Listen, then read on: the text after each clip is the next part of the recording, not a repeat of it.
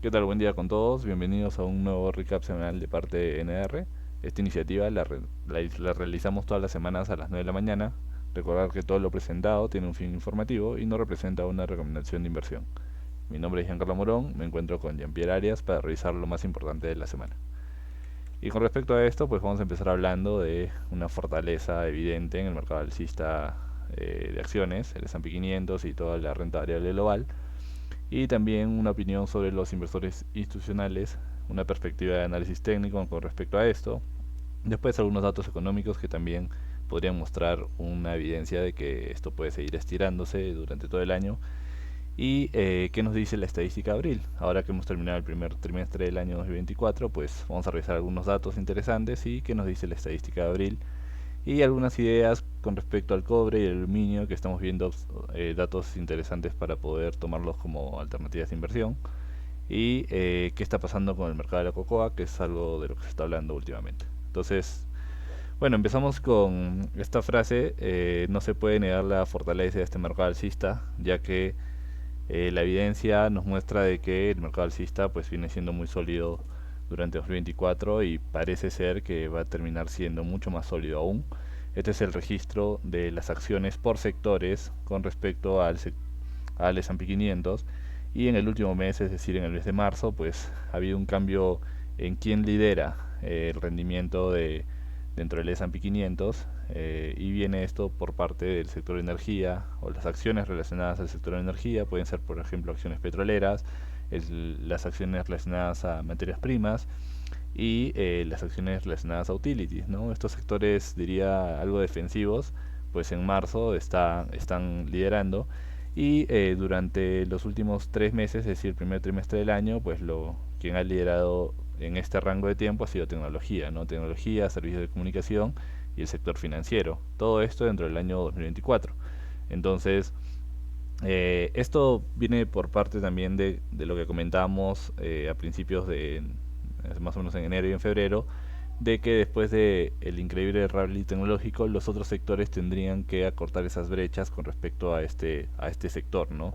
Y es como está pasando, ¿no? Vemos en la gráfica que los sectores de energía, los sectores de materias primas, el sector de salud y el sector financiero ya están tocando, están muy cerca de máximos históricos, ¿no? Como lo ha hecho tecnología ya desde hace varios meses. Entonces, eh, esto es interesante porque muestra que todo el mercado está correlacionándose a un mercado alcista con nuevos máximos históricos. Ahora, si hablamos un poco de las acciones en específico, pues podemos ver que es evidente que dentro del sector de energía las acciones petroleras son las que más han tenido representación en esta subida durante marzo, porque son las que principalmente explican este índice. Asimismo con el sector industrial, ¿no? Hemos visto empresas como General Electric, Caterpillar, John Deere, que han mostrado rendimientos muy buenos por encima del 10%. Dentro de tecnología diría que ha sido modesta para lo que es tecnología, modesto el rendimiento en marzo, a excepción de Nvidia, que bueno, ya Nvidia es algo que está fuera de la medición o fuera de la estadística, es una acción excepcional, los registros ya son muy tirados a desviaciones estándar muy arriba o muy abajo. Y el otro caso importante a medir entre su tecnología es Apple, ¿no? Que durante el mes de marzo ha registrado un rendimiento, una caída de 5%, por ahí otras acciones como Adobe 8%. Entonces empezamos a ver dentro de tecnología una especie de mixtura entre rendimientos positivos y rendimientos negativos. Ahora, ¿por qué es tan fuerte también el mercado? Pues esta es otra medición donde, para los que les gusta el análisis técnico, evalúan el índice, el indicador RSI, ¿no? Que mide la sobrecompra o la sobreventa de un activo financiero, en este caso el S&P. Pues ya llevamos 10 semanas consecutivas en sobrecompra. Esto no no pasa desde hace mucho tiempo, como lo pueden ver aquí, ¿no? Pero un punto importante es que desde 1950, esta medición, cuando hemos alcanzado este tipo de registros, el S&P ha subido posterior a esto, o sea, posterior a que se registran 10 semanas de sobrecompra, ha subido un 15% de promedio. Ahora, otro dato increíble, ¿no? Dentro del primer trimestre del año, todos los días de negociación, el 40% de todos estos días del primer trimestre del año se han alcanzado máximos históricos. Es un registro, miren, esta es una medición desde 1953, diría que son más o menos 10 veces donde se ha podido ver estos registros, ¿no? Que en el primer trimestre el 40% de días hayan sido máximos históricos. Entonces, eso muestra la fortaleza de este mercado. Y otro dato importante ¿no? Durante los primeros 60 días de trading, recuerden esto no cuenta sábados ni domingos ni feriados, pues es el 14º registro o mejor registro de la historia del S&P 500 desde 1928, donde se ha alcanzado un rendimiento por encima del 10%. Y esto, como pueden ver en la tabla, estos rendimientos de los primeros 60 días de negociación, pues en todos los casos, exceptuando un año que fue la crisis de 1930, una de las peores crisis en el mercado, exceptuando ese registro, pues el mercado tiene un promedio de 20% de crecimiento hacia fin de año, ¿no? Estamos hablando hacia fines de 2024. Esa sería, dentro de la estadística, lo que debería pasar según este registro, ¿no? Luego de estos 60 primeros días de retorno.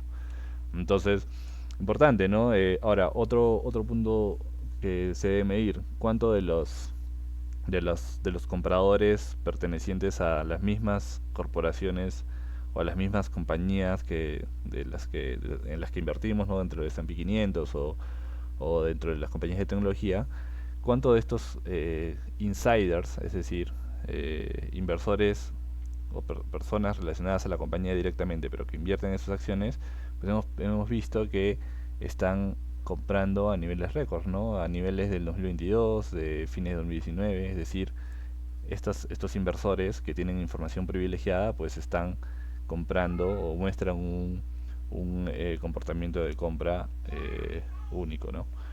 Ahora, si te estás preguntando, ¿no? Y vienen a partir de esta fortaleza, empiezas a preguntarte, ¿no? ¿Qué opinan los inversores institucionales? O sea, ¿qué está diciendo Bank of America? ¿Qué está diciendo Goldman Sachs? ¿Qué está diciendo BNP Paribas, ¿no? Al respecto del mercado alcista? Pues tenemos algunas encuestas, ¿no? Esta es una encuesta que habla sobre la probabilidad de recesión. Fíjense cómo desde 2022, cuando se hablaba de recesión, que para 2023, para 2024 viene una recesión en los próximos 12 meses, pues hemos ido cambiando, han ido cambiando los inversores institucionales al respecto a esto, ¿no? Pasar de unas probabilidades del más del 60% a ahorita a menos del 50%, casi llegando a 40% de probabilidades de recesión. Evidentemente, cuando está por encima de 50 o por debajo de 50, es claramente una tendencia que tienen los inversores institucionales a tomar acción posterior a esto, ¿no? Si no creo que hay una recesión, pues voy incrementando las inversiones. Si creo que hay una recesión, no voy invirtiendo y voy tal vez vendiendo posiciones. Entonces, estamos en una zona donde no creen que hay recesión y es evidente que el mercado alcista está reflejando esto. Ahora, ¿qué dice Bank of America? Bank of America dice que después de que los inversores no ven una recesión, como lo dice el título del cuadro, cuando no se ve una recesión y posterior a esto se da el primer recorte de tasas, pues el mercado crece en promedio 15%, ¿no? Después de 12 meses, como pueden ver en el cuadro. Después de 12 meses, cuando ya no se ve una recesión y hay un primer recorte de tasas, el mercado crece 15%. Entonces, eso dice Bank of America, según esta encuesta. Y BNP Paribas lo que dice es que todavía hay espacio para que los mercados puedan absorber eh, las perspectivas de crecimiento económico, ¿no? Y pone este dato que muestra qué tan endeudado están eh, los hogares estadounidenses con respecto o sea, hace una comparación entre su patrimonio neto y toda la deuda que tienen, ¿no? O sea, el patrimonio neto con toda la deuda que tienen. Y esto está más o menos a niveles de 8 veces deuda patrimonio. Entonces, no, acá me estoy equivocando. A ver. Sí. Entonces, BNP Paribas comenta que los mercados pueden todavía seguir absorbiendo crecimiento porque el endeudamiento no es tan alto. Ok, entonces ahora, esto desde la perspectiva de los inversores institucionales. Con respecto a análisis técnico, para los que les gusta análisis técnico, qué dato podríamos estar observando? Este nos pareció muy interesante, ¿no? Habla sobre cuántos sectores dentro del S&P 500 están haciendo cruces dorados. Un cruce dorado es cuando la media de 50 días cruza a la media de 200 días. Ese es un Golden Cross o un cruce dorado que normalmente es alcista, ¿no? Estadísticamente es alcista. Y como pueden ver en la gráfica, son 10 sectores al menos, número de sectores 10 o por encima de 10, que están haciendo cruces dorados en este momento. Entonces, todos estos datos desde perspectiva de institucionales, desde perspectiva de análisis técnico, pues también empiezan a dar confianza a los inversores para eh, pensar que el 2024 puede seguir siendo un año alcista. Ahora, económicamente, hablemos desde la perspectiva económica. ¿Hay espacio para seguir creciendo? Ahí Jean-Pierre nos va a explicar. Bien, primero, antes que nada, vamos a revisar los datos de la semana pasada, de cuáles fueron los más importantes. En este caso, podríamos resaltar como los más importantes el resultado del BBI, que fue 3,4% respecto al 3,2% que se esperaba, ¿no? En este caso fue ligeramente por encima. Y el otro dato más importante dentro de la semana fue el viernes, también que de hecho hubo festividad por Viernes Santo, y salió dato de inflación. Bueno, otra medida de inflación en este caso, que es el precios del gasto en consumo personal subyacente, como les acabo de decir, es el PCE en inglés, como lo puedan buscar, ¿no? En este caso, si lo quiero ver en inglés también, y el resultado estuvo totalmente en línea con lo esperado. Eso es positivo. Hubiera sido mejor, claramente, de que hubiera sido un poco por debajo del esperado, pero después de los últimos datos que hemos ido recibiendo de que han estado algunos negativos en cuanto a la inflación, pues esto de acá es algo bien positivo respecto a eso, ¿no? Si vamos a otro tema, pues podemos ver tema de empleo también. No, un toque, Bianca, por favor, atrás para comentar. Solamente el tema de empleo que estuvo en línea, como lo pueden ver también nuevamente el jueves, ¿no? Nuevas peticiones de subsidio por desempleo estuvo en línea. En la confianza del consumidor hemos tenido dos datos. Uno que es la confianza del consumidor el martes de la Conference Board y de la Universidad de Michigan. Bueno, estos dos tipos de medida pues tienen diferentes formas de medirse, ¿no? Una que es la Board gira en torno a lo que es el mercado laboral y cómo más o menos los estadounidenses valoran su acceso a él.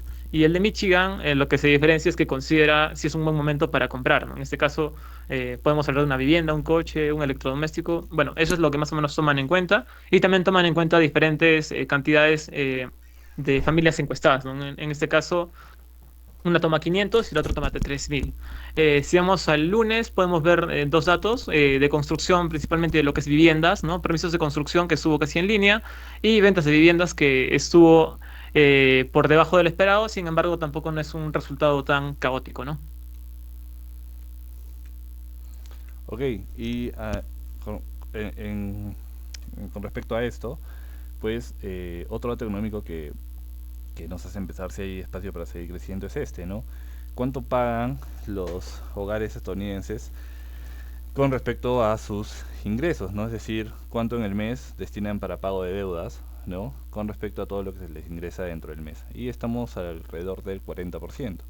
Entonces no es una medición eh, tan espectacular o tan riesgosa como eh, lo era en los años 2000, ¿no? Según la gráfica. En los años 2000, pues alcanzamos el pago de deuda con respecto a los ingresos, alcanzó niveles por encima del 100%, es decir, a ti te ingresa mil dólares y en el 2000 pagabas 1400 de deuda, algo un poco, un poco extraño.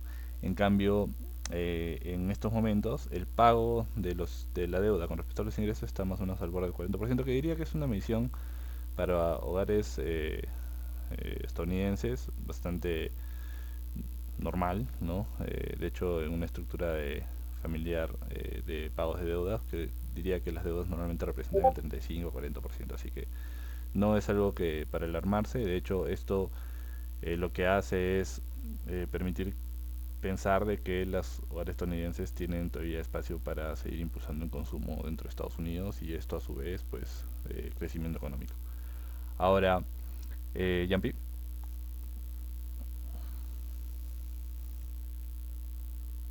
Ok, con respecto a esto, esto otro dato interesante, ¿no? El impacto de la inteligencia artificial, esa es una pregunta que estamos planteándonos al ver este gráfico, ¿no? Es la primera vez de que en 50 años el crecimiento económico, ¿no? Está en una especie de eh, comportamiento alcista, es decir, va registrando registros positivos y la demanda de mano de obra está en una fase de recesión, es decir, está decreciendo. Eso no ha pasado al menos en los últimos 50 años. Y lo que nos empiezas a surgir como pregunta es si es que la inteligencia artificial está generando o está empezando a generar un impacto dentro del empleo, ¿no? ¿Por qué? Porque en teoría estos dos indicadores deberían ir de la mano. Entonces, estamos creciendo y hay cada vez menos demanda de mano de obra, ¿no? Entonces, este es un dato importante a pensar, uno, en el impacto de la inteligencia artificial, si es así, y dos, qué tanto puede beneficiar la inteligencia artificial en el crecimiento económico, ¿no? Eso es, estamos ante uno de los cambios más importantes, una revolución tecnológica, una de las revoluciones tecnológicas más importantes de los últimos 50 años, así que nada, esto es un dato bastante bueno que nos hace pensar de que sí van a haber evidentemente eh, factores positivos, ¿no? Que van a permitir que haya un periodo de crecimiento bastante largo en las economías mundiales, ¿no? Ahora, Yampi. Listo, para comentar un poco más del tema, acá poniéndolo en retrospectiva, ¿no? Podemos ver que tenemos dos zonas pintadas. En este caso, ponemos la pregunta, ¿no? Si la productividad puede ser la clave para el crecimiento mantenido que se está viendo en la actualidad. Vamos a comparar en este caso solamente dos épocas, la del 90, como la pueden ver que está Ahorita pintada, voy. y la de la actualidad. Podemos decir que la productividad ha incrementado este último tiempo, puede ser por la adopción de la inteligencia artificial y también por los temas de la pandemia, ¿no? Ya que muchas empresas tuvieron que cambiar a lo tecnológico, ¿no? Tomar la tecnología para poder apoyarse en este cambio que no se había visto antes, ¿no? Como la pandemia. En este caso, en los 90, pues el gasto de los consumidores, que fue una cosa importante para impulsar el crecimiento, tuvimos dos cosas importantes adicionales, ¿no? Que fueron la globalización y la adopción de compra de computadoras e Internet también. Entonces, lo que mantuvo de que todo eso, todas las compras por Internet, de que se use los mails, la tecnología y el cambio tecnológico que hubo, pues hizo de que todo fuese más eficiente, ¿no? En este caso, la productividad aumentó. Y es lo que nos preguntamos ahorita, si la productividad puede ser el ingrediente secreto para impulsar el mayor crecimiento y también tener, obviamente, una menor inflación, ¿no? En este caso, durante el año pasado, la productividad, como lo hemos visto, poder ver en la gráfica, se ha recuperado notablemente, lo que ayudó también a acelerar el crecimiento económico, reducir los costos laborales, como lo hemos visto en la anterior lámina, ¿no? Que obviamente se ha reducido.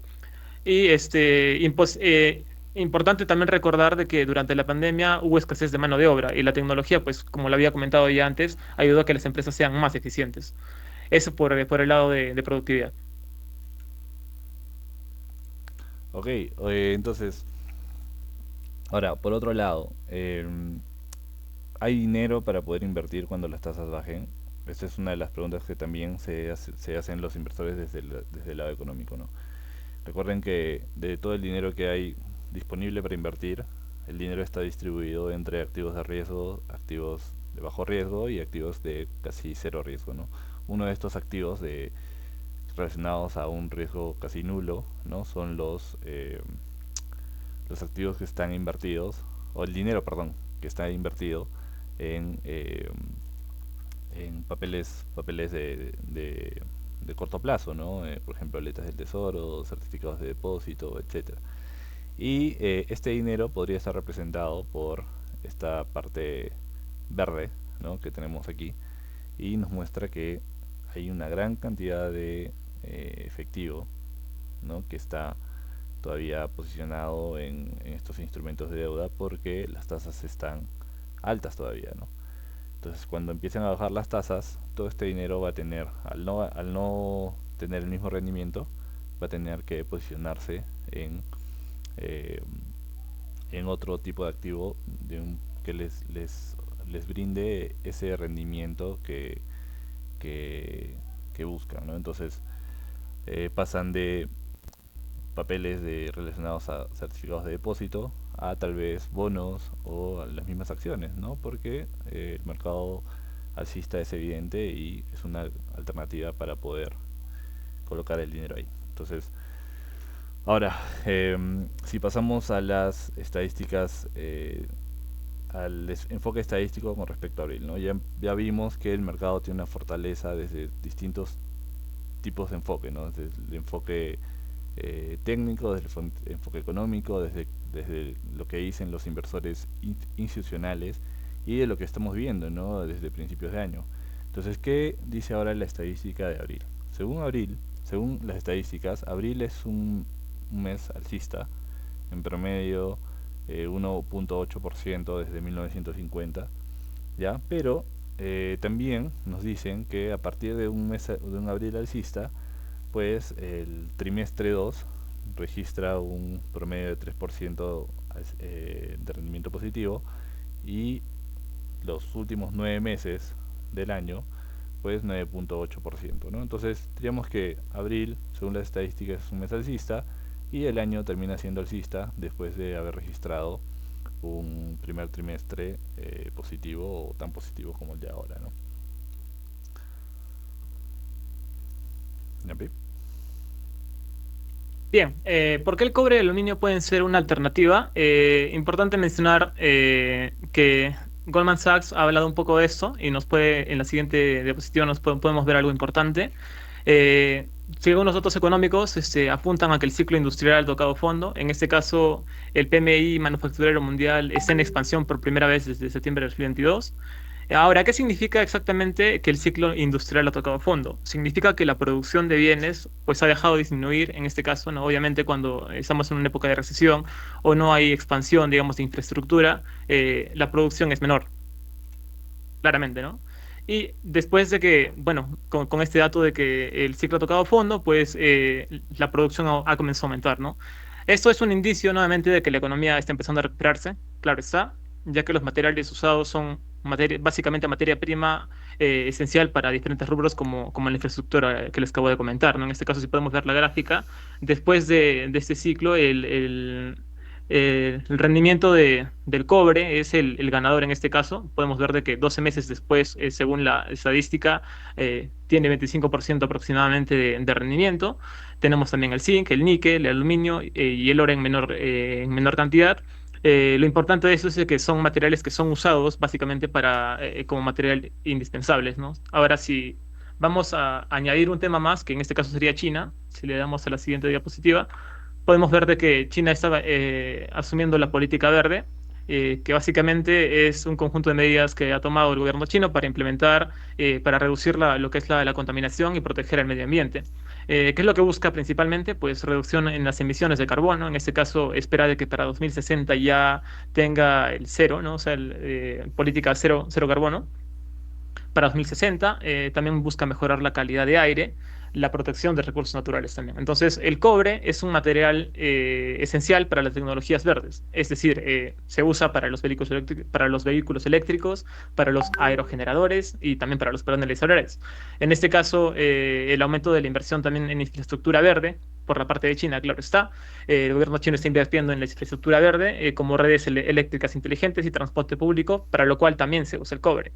Y el aluminio también, ¿no? En este caso, todo lo que estoy diciendo tiene que ver mucho más con el aluminio y con el cobre que con los demás metales. Sin embargo, también se pueden tomar en cuenta, ¿no? Otra medida es la de mejorar el aire, como se les había comentado, y el cobre se utiliza en los sistemas de control de contaminación. Entonces, esto hace de que China, pues, aparte de su recuperación económica que se espera que sea, ya que va a haber una recuperación económica mundial, pues la infraestructura en China también se ve, ¿no? Con esa política verde y con todo, ya que China es uno de los principales importadores de cobre, ¿no? En este caso. Bien, vamos con el extra. Hablemos un poco de lo que es la cocoa. En el caso de la cocoa hemos visto de que el aumento de precios ha sido descabellado, como podemos ver, 132% en este caso, ¿no? La recuperación ha sido básicamente de que después del COVID, pues la recuperación de demanda ha aumentado bastante. las tensiones geopolíticas del conflicto entre Rusia y Ucrania provocó que los precios se salieran de control. En este caso podemos hablar de cuatro factores como tal. Tenemos por un lado la oferta, tenemos por otro lado la demanda, tenemos la especulación y algunos otros factores que tienen que ver con costes. Vamos a hablar un poco de la oferta. En este caso tenemos el clima. Las condiciones climáticas pues han sido un poco desastrosas para el tema de países productores importantes de cocoa. En este caso, Ghana y Costa de Marfil. Costa de Marfil es la top uno en producción de cocoa. En este caso, estos dos países han sufrido pues, por temas de clima y eso afecta mucho, ¿no? El tema de la producción. También hubieron enfermedades. La propagación de enfermedades como la monialisis y la pudrición negra pues han dañado bastantes cultivos de cacao. También tenemos el envejecimiento de los árboles. Bueno, eso hace simplemente de que los árboles produzcan mucho menos del cacao que se suele producir, ¿no? Por el lado de la demanda, tenemos el crecimiento de consumo del chocolate, lo que les habíamos comentado, ¿no? La recuperación de la demanda principalmente, el mayor uso de cacao en otros productos, también se usa en bebidas, ¿no? Se usa en productos horneados y cosméticos. Por eso de que también ha aumentado por ese lado. El tema de la especulación, obviamente cuando vemos que todo está subiendo, pues no dudan las personas o inversores en subirse al barco algunos y especulan. Entonces parte de eso también ha hecho de que los precios suban. Y si hablamos de otros factores, pues el aumento de costos de producción, debido principalmente al precio de los fertilizantes, los pesticidas, por ahí la mano de obra. Y también el debilitamiento del dólar estadounidense. Básicamente que se debilite, ¿no? Ha encarecido el cacao para los compradores que utilizan otras monedas. ¿Qué se espera con la demanda en su punto más alto? Pues un rendimiento débil en los cultivos y la especulación de mercado. Pues el costo de cacao puede seguir aumentando y debilitando el sector del chocolate, que principalmente pues, hace de que tendría que subir los precios a los consumidores finales o pues buscar alguna alternativa adicional para suplir esa subida de precios, ¿no? Y por otro lado, pues en el caso de hablando de renta fija, ¿no? Podemos ver dos gráficas. En la parte de la izquierda, los bonos investment grade y en la parte de la derecha, los bonos high yield. Podemos ver de que los bonos investment grade han tenido mayor, en este caso, emisiones, ¿no? Lo que está, la mayor cantidad desde 2019. Eso también es eh, podría decirse una idea interesante de posicionamiento de todos los inversores en el caso de los bonos high yield, perdón, en bonos investment grade, ya que están a precios muy atractivos. En este caso, los high yield pues están por debajo en el tema de emisiones. Si vamos un poco al rendimiento, pues el high yield registró un más 0,78 en lo que va del trimestre y el LQD, que básicamente los investment grade, vienen todavía retrocediendo, ¿no? Entonces, este retroceso en el precio se debe que, bueno, nuevamente, oferta y demanda, ¿no? A mayor oferta, pues los precios tienden a bajar. Eso es lo que básicamente ha pasado en este caso, ¿no? Súper bien, esto significa que si los precios todavía se mantienen bajos en renta fija de nivel investment grade, es porque simplemente porque hay mucha oferta, pero evidentemente entre un recorte de tasas, estos precios van a tener que empezar a tener rendimientos positivos, ¿verdad?